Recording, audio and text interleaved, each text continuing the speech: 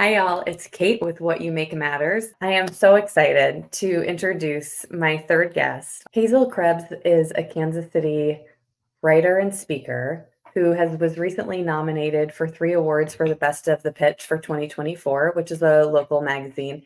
She was nominated for Best Writer, Best Blog, and this is huge, Local Hero. I hope after listening to our conversation, you'll have some idea why that is. But I find her story just incredible in how her relationship to her identity and healing that had so much to do with her ability to be creative and put forth something that she's really proud of into the world as she continues to live enthusiastically. And welcome to What You Make Matters, the podcast that explores the creative process and journey and all of the sacred parts that make us who we are. I am talking today with Hazel Krebs, and would you please introduce yourself and what you do to our audience? My name is Hazel Krebs. I use she, her pronouns. I'm an author and speaker inspiring the world to live enthusiastically. What kind of speaking do you do? What kind of groups do you speak for? At this point, I will speak to almost any group who is willing to have me. I have a unique voice, a unique story, a unique journey. And so I'm bringing myself in any speaking opportunities. I can make the case for many groups that could have me, but people who want to inspire their employees, their group, their members to live their best lives. That's interesting because I feel like our goals are so parallel to each other. Finding your own authenticity underneath everything. Does that sound true for you? Absolutely. So, I transitioned my gender and my name in 2021. That's a delineation in my life where there was hardly any creativity before. I didn't even feel like myself. However, more recently, as I've been able to just not only be myself, feel the right way, but the world is seeing me.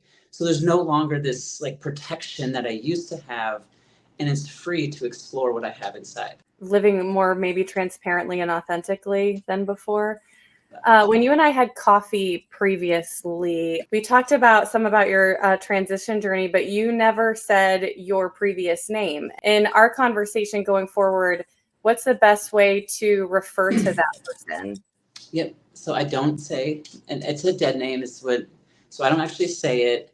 Mm-hmm. If I were to say when I was dead name, I would say dead name instead of the name. I will say when the world saw me as male, or when I presented male, because it was not a real thing. Uh-huh. But just so I was never male.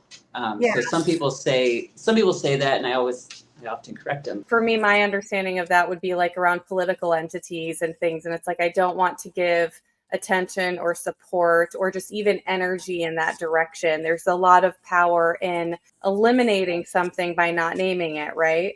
But that's just my understanding of why someone would do that. So why is that your choice to not speak that name? It's pretty common. I'm actually surprised that any trans person says their dead name, because it's not who I am. Yeah. I'm Hazel. Finding my name for me personally was the point. I make a big deal in my book about finding my name, but that was the thing that started it. So I'm Hazel. Everything I know is Hazel. Who I am, me being natural, is Hazel. Yeah. And having a name for me that's not Hazel, isn't me.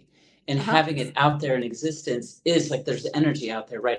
I'm not that person. I never really felt like I was that person. I never really lived a life until I transitioned. So it's almost to me, it's like a rerun to a TV show that you think you might have seen. Some of them are familiar, but it's not I don't really put myself in that spot.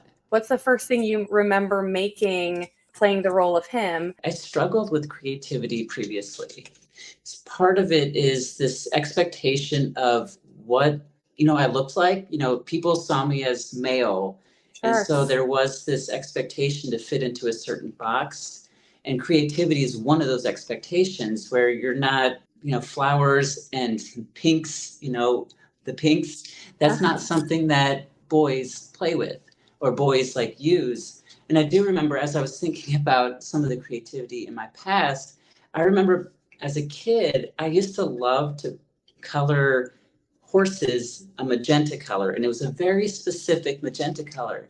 But I also remember that as soon as I did it, I would hide the paper, because a boy wasn't supposed to color a horse and it wasn't pink. Like I knew what color it was, right? Like Sure. 8-year-old boy is not supposed to know the difference between pink, magenta, salmon, all these things. But I did. And I just remember stifling my creativity as a kid because I didn't want anyone to find out. Like I knew I had this secret. I didn't know quite what it was, Yeah. but I was in protection mode for so Right. much. And creativity was a way that people could find out who I was.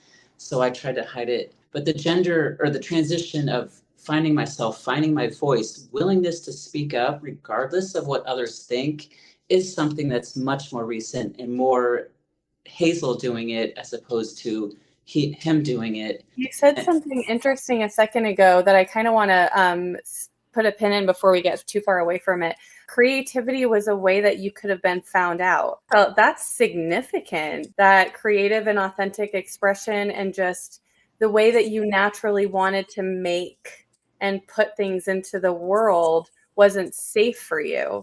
When there was a lot of fear in my life around almost everything. At about 8, 9 years old, when I just realized I was different. I mean, I grew up, at this point, it was the early 90s, HIV, AIDS, just that time frame was not safe. And people saw me as male and I liked boys, and I'm still, my preference is men.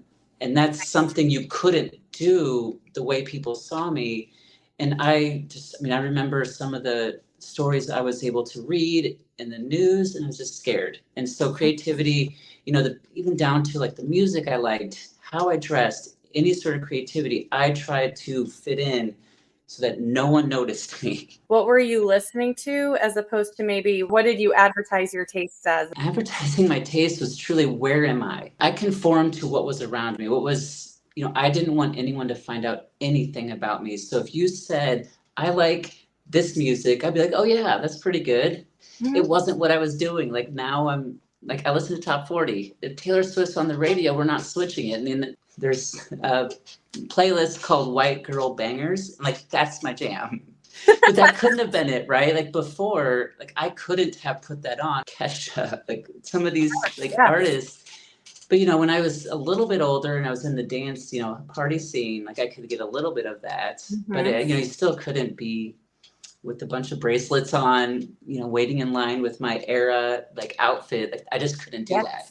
My hair is bright pink. Inevitably, someone's going to come up and say hi to me. Consistently, I hear people, I feel welcomed. People come up to me, say hi, because they feel welcome to come up and say something to me. Whereas historically, I was quiet, try to find the exit. I like to blend into the furniture is what I said when I was growing up. As opposed to now, it's like, how do I have the most people know who I am? Yeah, I am here, and this is emphatically and enthusiastically the real me. Even just your body has shifted, and your relationship with your body has shifted so much. How do you feel that has come into play with your creative expression? I actually now believe like creative expression is the purpose. Yeah. Previously, as a kid or growing up presenting male, it was like a functionality, right? Even writing process was so I could have creativity in trying to convince somebody this economic idea is great, but it was like there's a functional purpose for it. And I would do a lot of presentations, even growing up or early in my professional career, I would still do presentations, speeches, but it was this purpose of how do I convey information. Sure. Creative. Now I'm trying to convey feelings. And when I sit down to do that, it is more about the language that I use as opposed to the direct story. I have this idea that the story is almost the easy part. It is how do I tell the story? Sure. And something I'm becoming more adherent to or attentive to is that I want to tell the story and I want people to think this thing. One of the interesting, thought processes I have is that, when it's a communication process or a creative process, there's the person who's sending the message and the person receiving the message. Right. I firmly believe that it's the sender's responsibility to, have the image in the head of the receiver or whatever it is. And so I think about like, how is someone going to interpret it? And, what are these words? And is this going to be interpreted the way I want to? Because I want to convey a feeling, as opposed to just like, here are the numbers, here's this Sure. idea. So just to sort of say it back to you and make sure I really get what you're saying, A of all, I am in full agreement. One of the basic tenets of communication is the burden of being understood is on the communicator. It is on me to make sure that I am doing what I can for you to understand it, whether that is reaching you in your language or, adjusting my medium to maybe something pictorial if you struggle with language. Like it's on me to do what I can to meet you where you're at with my message. That flips a little bit and people become deliberately obtuse and you can't do anything with them. But as much as you're able to help facilitate understanding, it's your job. One of the things that I think about with that is, I do a lot on social media. My messages on social media, weekly, sometimes daily. And what I say is that the social media environment is clouded, it is busy, not only because people are probably just in a line looking at their social media versus just like a book. People are committing time and effort to reading a book as opposed to just surfing Facebook. And That's even fair. that part of it is like, I am attentive to that part of the creativity process is how do you explain it? And you said the medium, like, that's so important. And it's, I think, an often a lost, I would say skill is that people, like, where are people actually consuming your information? Right. And if they're on the streetcar going down Kansas City, downtown Kansas City, like, are they going to be receptive to it versus, sitting on their porch? So the other piece of what I think you were saying is, sorry, my brain needs to rewind a little bit because we've covered so many things. In your previous iteration, if you will, creativity was very strategic.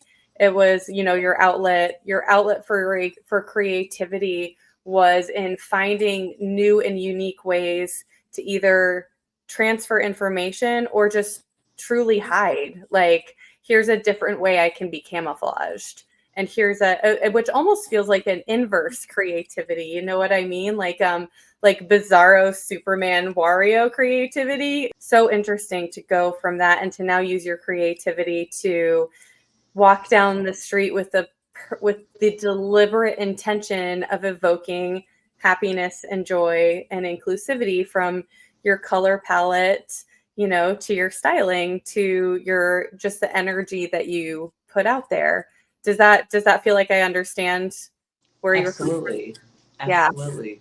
It feels to me, and please correct me, I'm loath to speak for anyone, that you have so much more joy now than you did before. What do you feel like is just the most joyful part of embodying yourself these days? My most joyful part is that the joy I'm hearing from others. One of the Yes. things I hear frequently is that, I mentioned my social media is people message me directly and just say, this made me smile, or you always make me smile. Someone the other day was like, when I'm down, I go find your profiles and see, and it makes me smile. And I like absolutely love it, but I'm also just like, this is who I am. Like, I love that I'm doing it. And I love that like people are feeling that with me. Mm-hmm. And so it's like, truly, I will never, ever be tired of someone coming and saying hi to me and telling me that. It makes me so happy. Yeah, I can imagine how that would be incredibly gratifying and fulfilling, particularly having come from a place of how much blue plaid can I wear? Right. And I Right. see the patterns that I had before just in my life and trying to hide. And I know people are feeling that. And there's a part of me living as loudly as I possibly can to give people freedom and permission to do it as well. If you're next to me, you can sort of stand out, but you don't stand out. If you're apprehensive or a little bit nervous, like, just come stand next to me. It's fine. I will do it. I'll do it with strength, and Huh? whatever fears I have, like, I'm just going to push them down and to go through. Like, fears don't stop me. And I want people to have that as well. So like, I'm just like, yeah, come up, say hi, please do your thing. People Yeah. talk about my hair, and I'm like, if you talk about your, wanting to do something with your hair, I'm like, I'm going to encourage you to do it. Oh, absolutely. Yeah. There's I've kind of taken the mantra in the last few years that if my only reason to not do something is fear, then it has become a reason to do it. It's a feeling, it's a valid feeling, but if I explore that feeling and I find that it isn't grounded in real harm that can come to me or in real consequences that can alter or hurt me, then it's just a feeling and it doesn't get to dictate what my choice is going to be. Mm-hmm. Yeah, and it's interesting, fear, we talked about that one spot where I transitioned and how much like creativity was hidden before, or, creativity was used to hide, as opposed to now creativity is just bursting. I mean, it was when I found my name, instantly I was really excited and then overcome with fear. But that Sounds like moment, recognition, doesn't it? right, I was like, oh my Yeah. gosh, I knew it. I saw the name and I saw Hazel and I just like paused and froze because I'm like, this is it. And then overcome with fear because I was like, I don't know if I can do this. But that moment was the first time that I didn't let fear stop me in any way. And it was truly this repurpose of fear and saying, if I have fear, that's a sign I'm doing the right thing. Mm-hmm. And it was truly finding my name and moving forward with my gender transition, where I was like, I can, like, fear's just my accomplice in my day-to-day life, as Yeah. opposed to stopping me. And I think that's a really lovely way to put that for any creative pursuit too. Like fear is so similar to anger in that it's a warning sign, right? Like an alarm's going off. In a space of safety, like this could bring about a lot of change. This could shift and I don't know what that's going to look like. Whereas right now, it sucks. I hate it, but I know what it's going to be and I know how to do it. Mm-hmm. But that doesn't necessarily mean just because you know how to do it and go through those steps and mask yourself and wear those things that you're thriving and that you're healthy. That was a pretty unhealthy place to keep yourself indefinitely when you were that hidden, even though you knew how to work those pulleys and play that part. Precisely. And one thing I haven't mentioned is that I had developed a problematic drinking, addiction in response to some of these like stresses and fear. And there was anger, there was I can't so imagine. many, so many of these emotions. And so it was this thing, there was another quality or aspect of my life that was dampening creativity and just everything. It was just harming me in so many ways. It was this just like everything that I was doing, anger, fear, was just pushing me down. How have you processed the anger? Just me hearing your story and the levels of things that I would be angry at, I mean, would be from God to nature to society to, I mean, even just basic, gender as a social construct. Like, I would just be pissed and resentful about all of it. Like, how did you move through all of that? Yeah, I don't know at what point this shifted in me, but it was, once I started to live as Hazel, like I transitioned socially and medically in 2021. So by the end of the year, everyone knew me as Hazel. It was like holding on to negativity, I started to see as being problematic for me.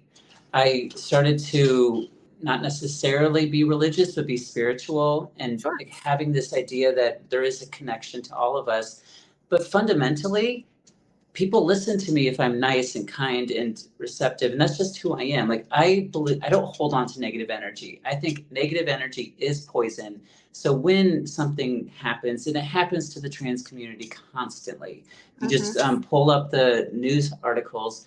But I just kind of stay with what I'm doing, and that's positivity. If people come to me for positivity, they have a favorable opinion of all these things that I'm like, I don't want to say fighting for, because I'm not fighting, but I'm just like perpetuating that I'm just like, I just want to be happy and I want everyone to be happy. And having this association of positivity with Hazel, with a trans woman in Kansas, it's going to do way more good than being mad. I just believe it, Sure. like being angry is wasted energy. It's also negative energy. And I believe like if we manifest, like if we just think happy thoughts, we manifest happy things. Looking at, a drive home, for instance, like we could either remember the person who cut us off or remember the person who let us in. And we change fundamentally how that drive was if we remember the good things. So it's just positivity. And I even think about what others are creating in the creative world, and that I just want to see what they're doing. And it brings me joy. And if I can focus on the joy instead of how I would have done it differently, but the Oh, joy yeah. that they're putting out there. And I appreciate just like what people are doing more because I see it with this lens of happiness, joy, or what I don't want to say get out of it, but the feelings I can have. And again, just like look at it. Just like, how do I look at it? If I look at it positively, my mind, my mood, my aura is positive. When you're having to be so repressed and so quiet, what is there left to present to the world? There wasn't much. I mean, I was a shell conforming to whatever I needed to be. I mean, I got this job, I got this education, I got all these things because that's what society wanted. And I would like work really hard at work, putting in the extra hours because that's what people expected from me. And if I could have this title, at one point I was a vice president of an insurance company in my mid 30s, pretty impressive. I would lead with that. It's something tangible outside of me that Yes. people could point to. Whereas now it's like I'm me.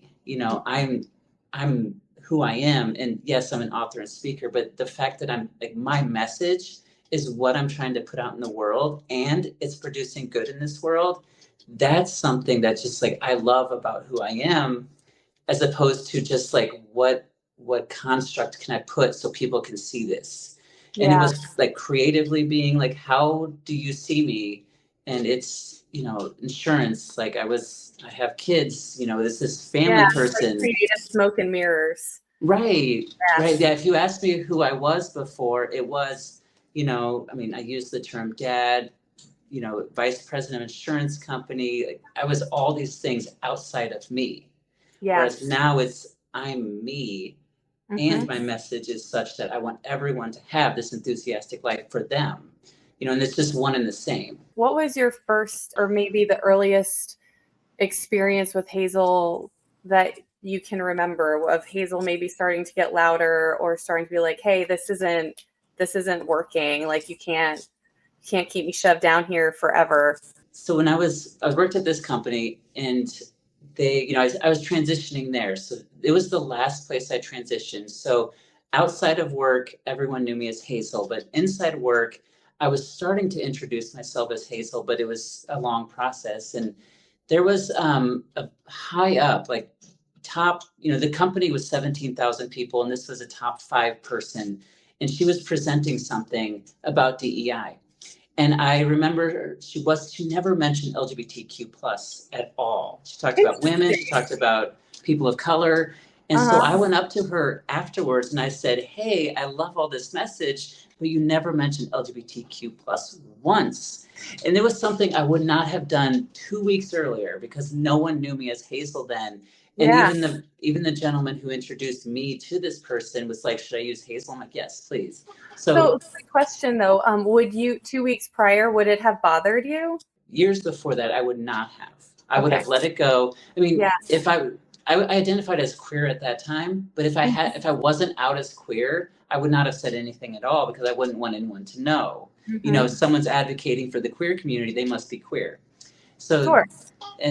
but then more recently, ahead of that, it was just simply my confidence, lack of confidence. The world didn't see me as myself, so I wouldn't have been able to do it. And I did it, and it was almost like I watched myself.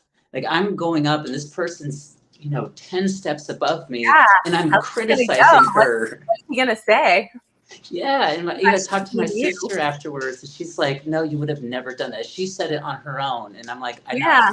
And now, like, I love that I did it. Yeah. Good. You should. Did they change anything? No.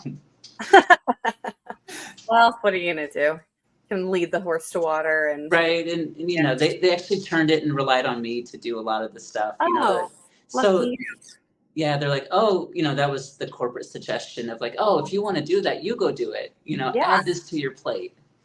Cool. We're not gonna, but if it's important to you, go ahead. Like that's Right. so patronizing. I hate that. Yeah, but it's a very corporate response. I have a question just as a cis female. I'm always curious, what do you feel like has been the biggest adjustment or maybe thing you didn't expect about moving from presenting male in male spaces to presenting female and how those genders are treated. And this is a fascinating topic. I can go on forever about it. You have my permission, because I am so interested in gender relations in general. So there is this just energy, like there is female and male energy, and this is not something I've really researched, it's my experience. But walking into a room of women is a different energy, and I love it. And what I realized, it's less competitive, more collaborative, more just supporting. Men tend to one up each other, and the energy is what have I done lately? What am I doing? And how am I better than you? It's very masculine and Yeah, testosterone driven, right? sure. Where, and I've been on hormones for 3 years now. And even that, just being on estrogen changed how I just viewed the world. First of all, like being able to compliment a woman as a woman is something that's much easier to do because there's no like Really ulterior. fun. Yes. Well, and I would imagine that the way those compliments are accepted is vastly different too. Oh, right. I know how I respond to men complimenting me versus women complimenting me.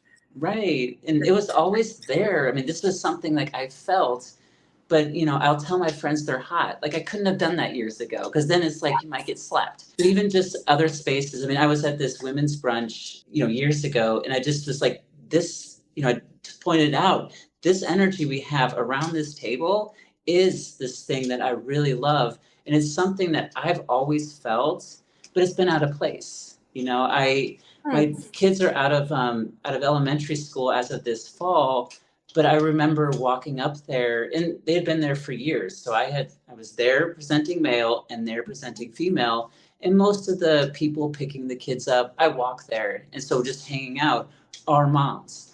And once I started going there, it became a favorite time of my day. It's just like spending time with moms, talking about kids stuff and what we're doing, and it'd be mix and match. Sometimes you'd have these and sometimes you have everybody, and that space of collaboration and interest and letting people talk. Women let other women talk. Men don't let men talk. Interesting.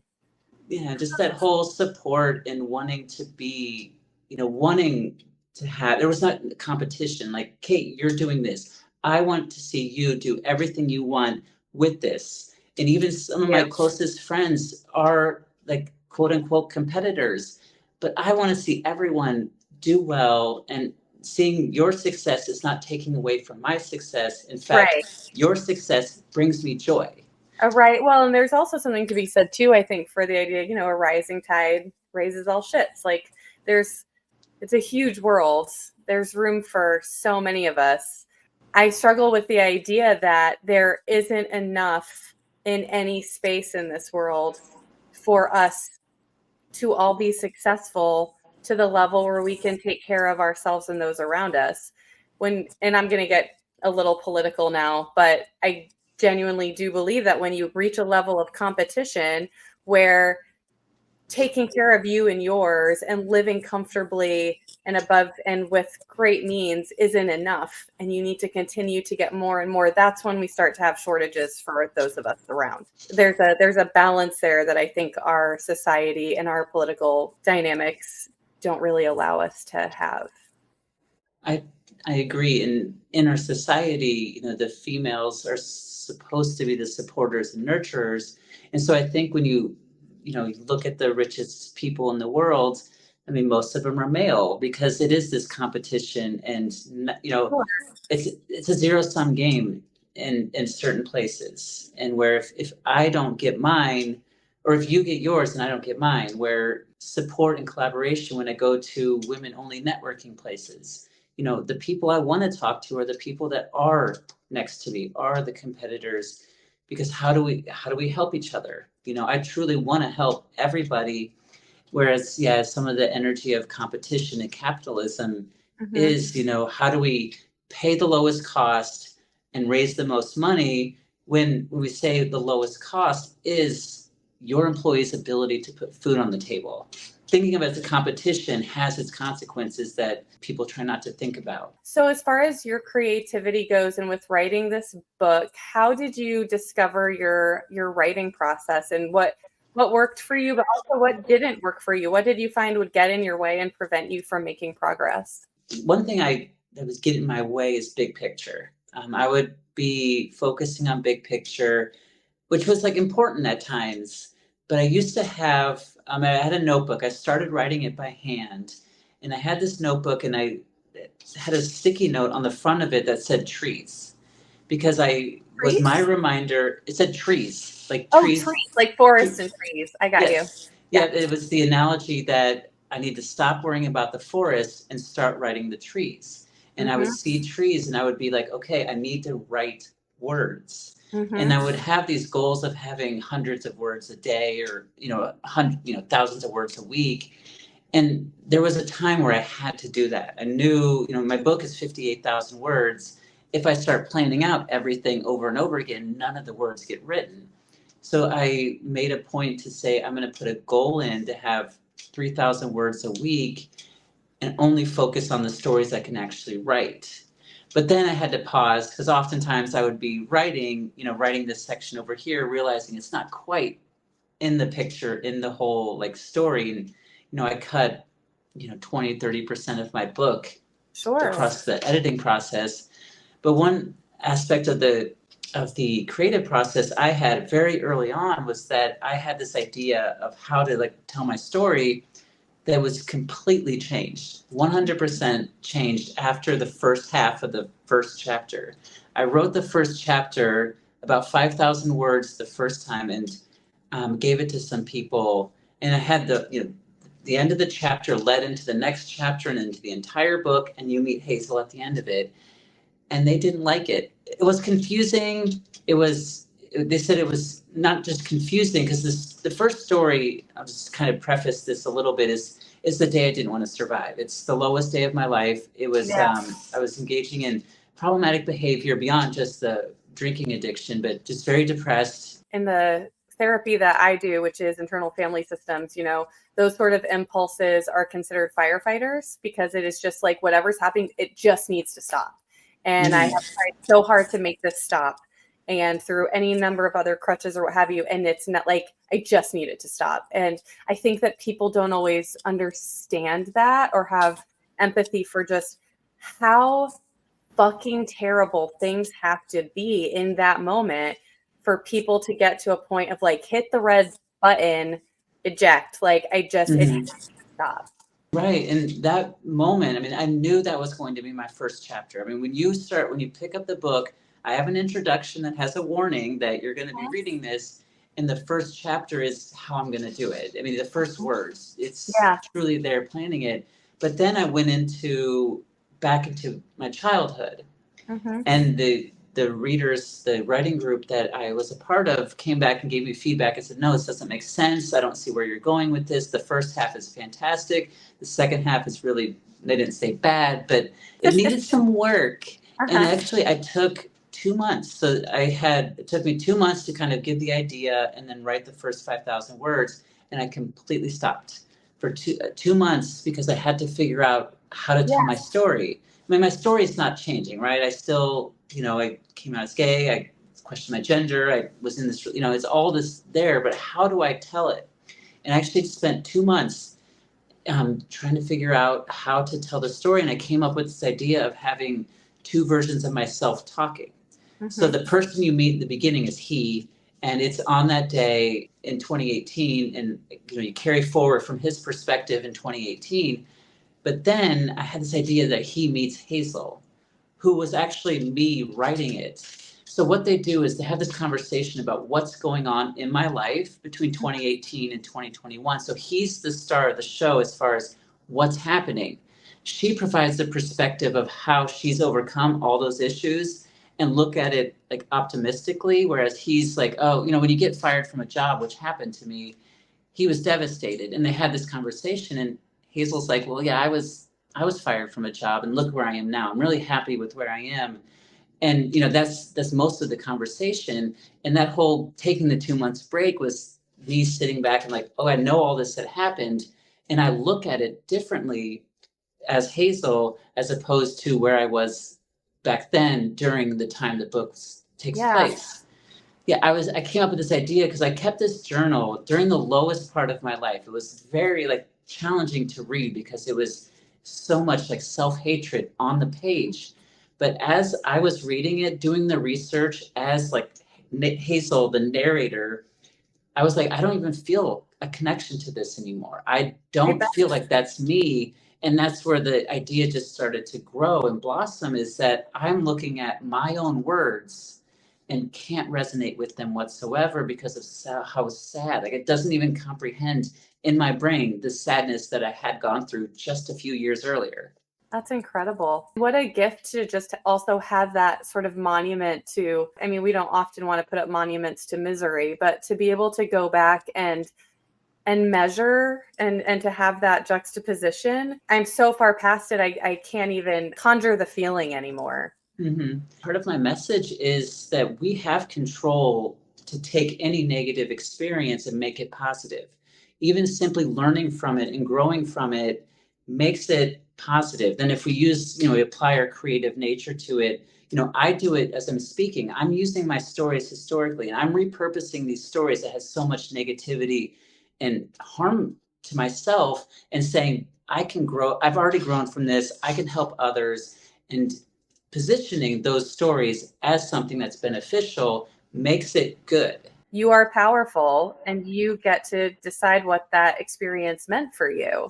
And it just, Right. and where that is going to take you on your trajectory and journey. I look at it and I'm surprised how sad and dark my story is.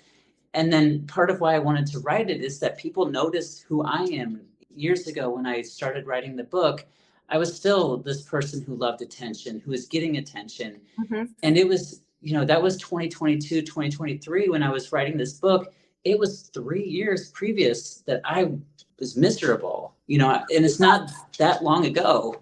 No, that's a very short time. I'm curious, how did that feel? I mean, to go from actively avoiding drawing the eye or attention and don't look at me too closely while I dance in front of you in all these ways that aren't real, to here I am. And then to be really recognized and seen for it, that had to be a heady experience. It's still unbelievable. I've been interviewed on TV before, and that was when it first started to happen, where people were recognizing me from something that I didn't meet them.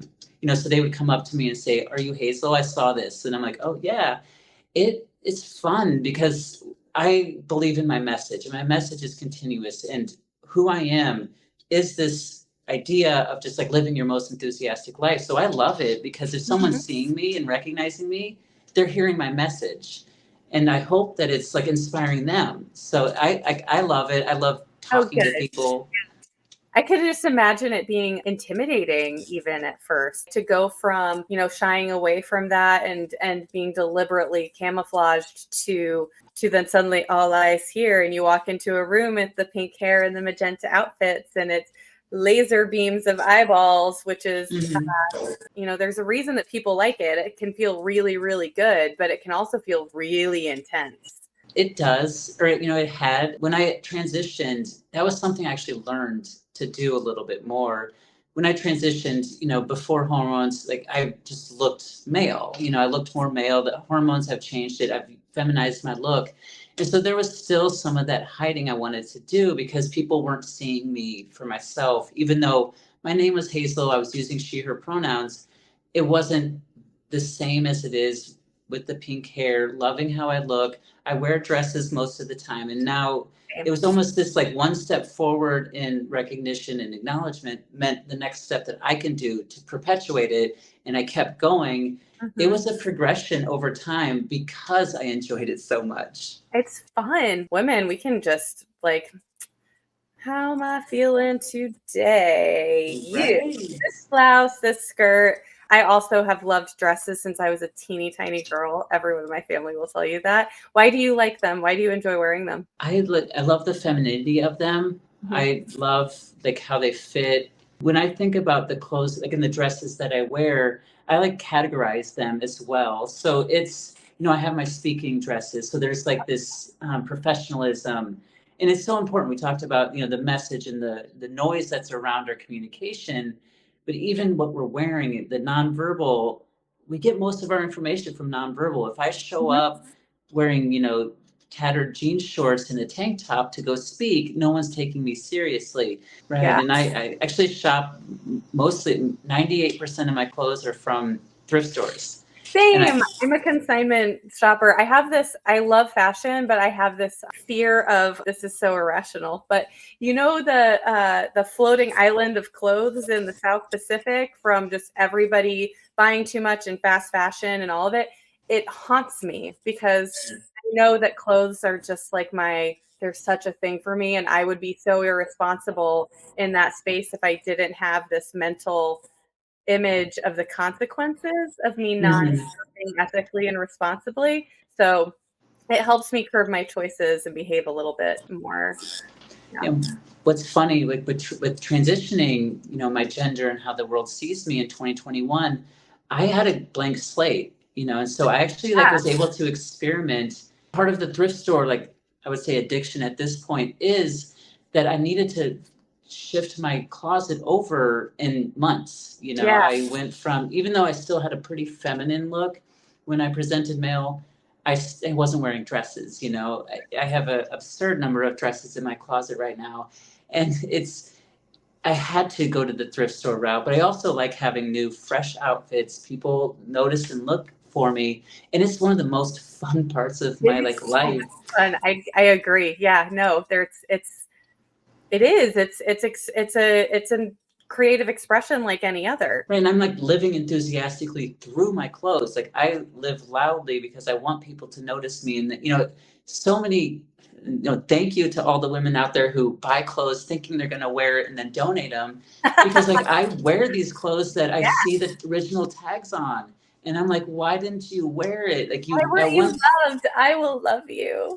Right. And then it's like, oh, if I go out there and I'm wearing it, hopefully there's some confidence that other people can have saying, oh, yeah, like I'm going to go do that. I'm going to go show up this way because I want to. Not everyone has Because it to, makes but you feel your best. For a long time, really considered my clothing to be armor because of my perfectionist tendencies and a different sort of people pleasing. And if I show up dressed in a way that is above reproach, then I am already ahead of the game as far as being accepted, as far as being spoken to, as far as, I don't know, setting the tone of how I'm received, right? And I've really had to dial that back to become less rigid with it because it sort of fueled its own anxiety for me. And when I was married, there was a party we didn't go to because I had a panic attack because I couldn't get my outfit right, and I was going into a room of people, I knew nobody.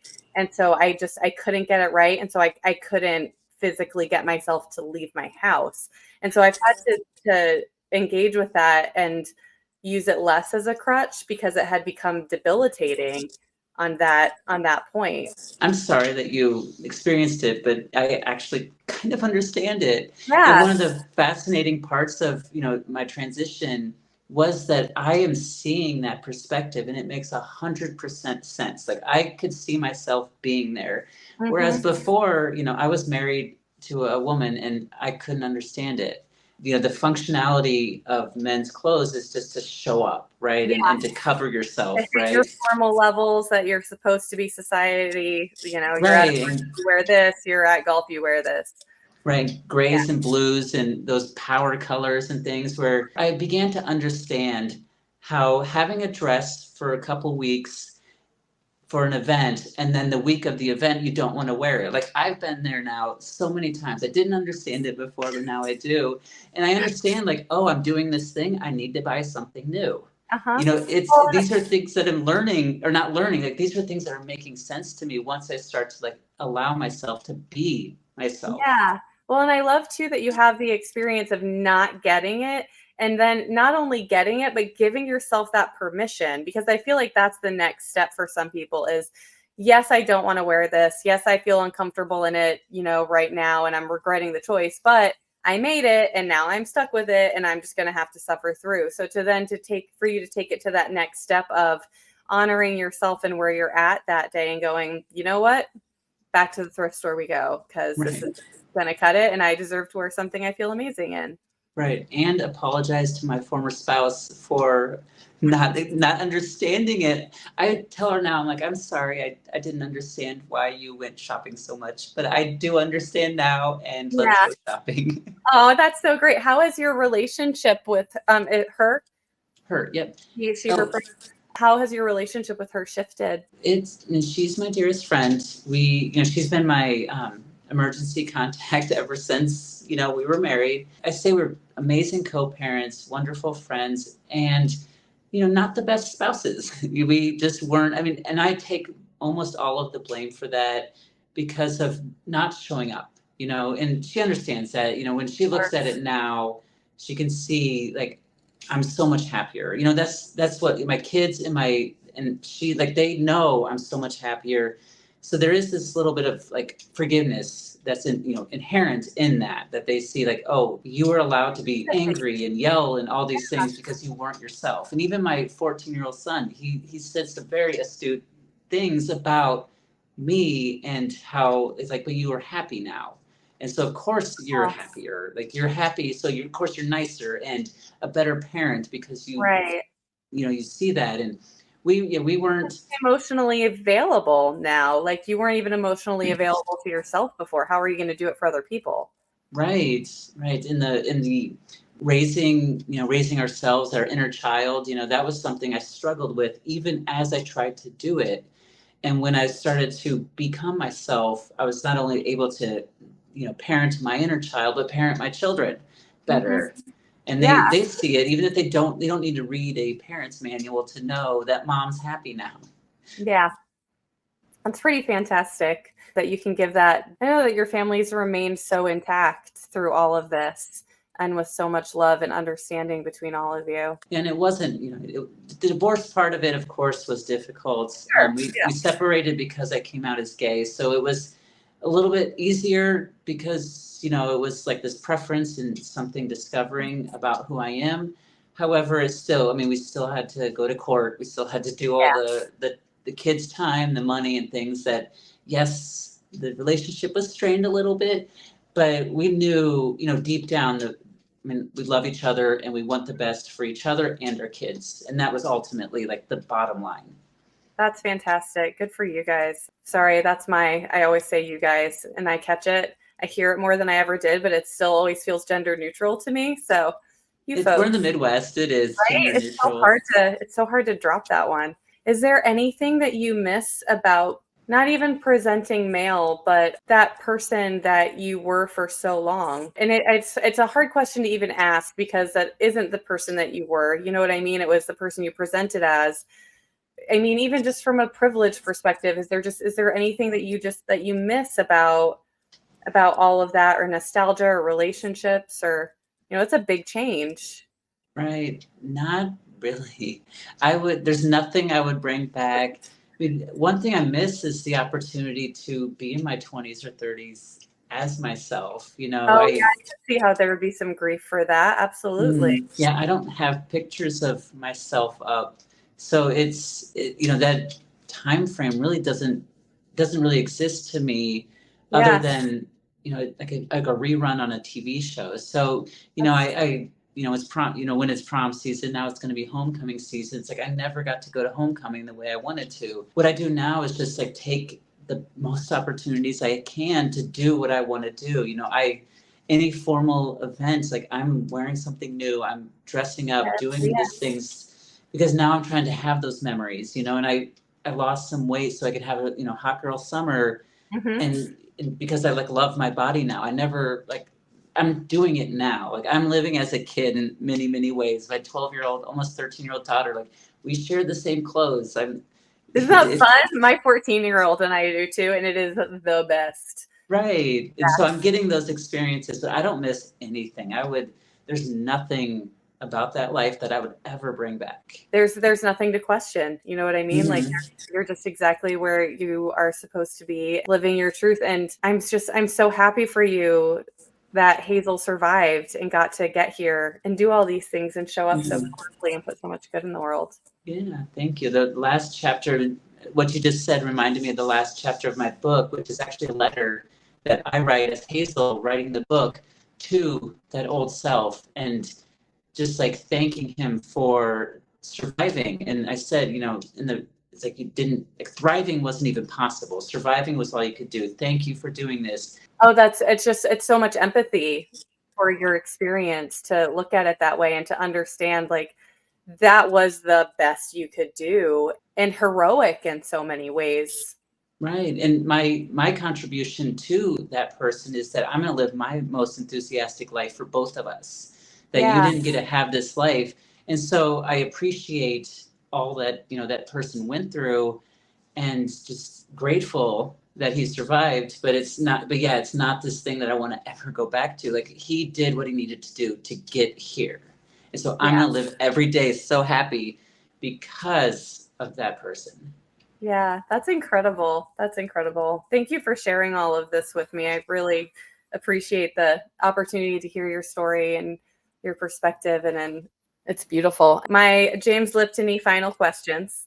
What is a piece of art, and this can be music, sculpture, installation, whatever you deign it to be. What is a piece of art that nearly always moves you? Oh my gosh, that's a great question. I say, the person that moves me most is Maya Angelou, and I think about her book, I Know Why the Caged Bird Sings. Mm-hmm. I listen to it and she reads it. So her voice, if someone has a clip playing anywhere within earshot, I can say, like, that's Maya Angelou. Her book, it changed my life. I was listening to it, finished it up, and I just paused and I sat there just stunned and thinking about her life and her journey and her message. And her message is, I, not that I take from her, but I support the message that, how you make people feel is what's most important versus what you do. And her, her life of just, heartbreak to where she was at the end of her life, talking about it, inspiring people, meeting amazing people. And so Maya Angelou, anything that she has, I'll read her poetry, I'll read her book, but that I Know Why the Caged Bird Sings is something, number one book. She's the person that is, if you ever want to have coffee with anybody, she's my answer. Oh, wow. How were you introduced to her writing? Just sort of had it. Sadly, it was after her passing that I became a fan of hers, so I wasn't able to ever be in the same room as her. But it was finding, a memoir style book, just poetry. I'm fascinated by poetry, dabble in it, don't do much of it. But just the way she evokes emotions, like she's just a very heavy author, but it's also feels light. I, on the other hand, that's what my mind is, a heavy, heavy story, a heavy, she can kind of float on the top, but if you want to dive in, there is a lot to mine there. Exactly. That's a beautiful answer. If you could collaborate with anyone alive, who would it be? Great question. So when I think of a comp, as a writer, we have comps, and Glennon Doyle's my comp. Oh, nice. Yeah, she came out as queer at age 40. I transitioned at age 39. She rewrote her style. She was like a conservative. And so, yeah, we have the same place in life, and where she is where I want to be. And also another really empathetic human. Right. And she took, she had a career and everything built up on this idea that she just completely vacated and is building a new career. Well, and I love that she had the bravery to just really challenge her own thoughts on things and then be like, yep, this big pivot for me, I'm going to go this way now. Especially in a public space can be really terrifying to do. Right. And building the career on that past life, But the message is amazing. I've said to people, like other women, just being like, you're the cheetah, right? Like that's something that people can resonate, women can resonate with. And it's amazing that that's her message and the way she's like, we're able to talk about it without talking about it. Well, I hope I hope this gets to her and you guys can write something together. Please or reach maybe out. Speak at the same event. If you could give your younger self a piece of encouragement, what would that be? Yeah, I think about my 8-year-old self often, and I'll try not to tear up too much when I think about this. I want to encourage her to be yourself and just know that it's hard. there's part of it that I want to say to her that your experience is very much different, but that makes you special. I wanted to give myself freedom to be different and be myself. And that's ultimately like what I want for her, or at least to be happy and content and not try to fight who she is. Has raising your own daughter given you sort of different perspective or healing or kind of curiosity around what that could have looked like for you in a different space? It's given me a different perspective, just like raising my children and letting them be themselves. I emphasize consistently over and over again, like, what is it that you want? Who are you? And not have any kind of judgment whatsoever on them from me. Yeah. I mean, I'll encourage them to pursue these things, but I try to like hear things like these clues that they give me and try to like subtly, because they're teenagers, encourage them and be like who you are. And we sit and talk about, and they're the people I talk to the most. And I absolutely love talking to them, their personalities, and hearing about what they do and just being, supportive and encouraging. Because I didn't really have that growing Yeah. up, like encouragement to be myself and just this appreciation for who they are and not trying to change them. Like that's one thing I'm strive for is, yes, I need them to do their homework, do their chores, do that. Like if they're not doing that, I change Show those up and be a member of behaviors. the house. You are a member of our little community and you must Right. And function. changing behaviors as a change as opposed to changing them about who they are. I think that's unique to our generation as parents is this real shift from, and maybe there's a religious piece to this too in the Midwest, but the shift from it's my job to raise you to be a person who believes and does these things, as opposed to it's my job to get you to a healthy, functional, independent adulthood and with a solid understanding of who you are, which means that I have to spend time getting to know you also. Right. I do take that approach is that when my kids are graduating high school or if they go to college, I mean, that's their decision. They're going to be able to do and handle anything that's in front of them. And to just trust their own instincts implicitly of like, this is not reading right and I'm out of here. And that's Right. okay.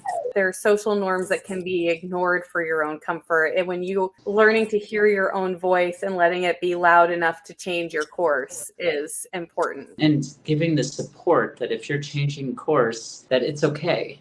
What is a different creative expression you would love to try? Something I would like to try is a little more drama. And I would say acting to a certain extent, Ooh, but fun, drama, the ways my story is written could be acted out with two different players. And I can see like potentially doing that. I do a little bit in the speaking, like I will try to be he and Hazel in the same situation. And actually in a couple months, I'll have this opportunity because I'm doing a kind of an open mic night type of thing. There's like an invitation open mic night. And so I have a little bit more freedom. And something I want to do is just like acting and be, how do I do this in a dramatic sort of way, which is something I've never done. I've never been an actor in any way, shape, or form. And I've been. I mean, there's an argument to be made that you did it for 40 years. True. I'm finally able to do it for myself. That's a great point. Yeah. So there's theatrics that I'm adding to some of my speaking that I want to do more of, because I think that's where we are in the forefront of even spoken word. I mean, I've been to poetry readings, and no one's just reading their poetry standing there anymore. Like there's influx of voices, there's movement, and it's an experience. And I'm wanting to get more into that. That's exciting. That sounds like a really fun and just natural progression too of what you've been doing.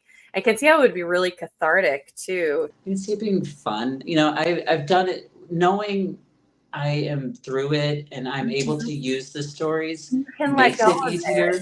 Yeah. So it's like this, I can revisit it knowing that I'm here. Yeah. And I can have fun with this situation that isn't always fun to be talking about, but yet it's fun to have people think, like, having any artist, when they make people think in ways that they want them to think, like it's fascinating. And I do that with my words, But who, you know, here I am. I'm very just out there, and so of course I should be on stage. I love being on Of course. stage. I love Yeah. that. If you're going to draw eyes, you may as well. Right. And I'm very intentional. So there's so much that I already do anyway. I Mhm. might as well like leverage it into the next thing. Absolutely. Okay, so final question. Why is what you make important to you? I believe what I have is a gift. And it's this living a life I'm enthusiastic to live as myself, as my person, and doing this as creatively as possible to show others that you can have this, your version of it is possible. I mean, that's what I live for every day. And so it's this just wanting to have like show everybody how wonderful life is when you're in alignment with who you are and the way the world sees you. It's just so much fun. I love it. I will never stop doing it. It will be something. There's no retirement for me. It's just going to keep doing Yeah, this for the rest of my life. that sounds fantastic. I can't wait to see you do it. Thank you so much for coming on my little show. Hazel, why don't you just do like maybe a plug for your website, or where can people find you? Social media is the best place. I'm at Hazel G. Krebs at all of them. My company is called Enthusiastically You. My website is enthusiastically-u.com. Enthusiastically Me is my book. It's available on my website, but socials is the best place. Hazel G. Krebs on Facebook, Instagram, TikTok, and LinkedIn. I can't wait to see what you do next. Thank you so much again for your time. I really appreciate it. Thank Did you, Kate. I really the appreciate heart? you. Sometimes mine will make like the little heart emojis come up, but today is not that day. You There's, did it! I Oh, got I'm it. excited for you. Nice job. Thanks. Perfect thing to end on.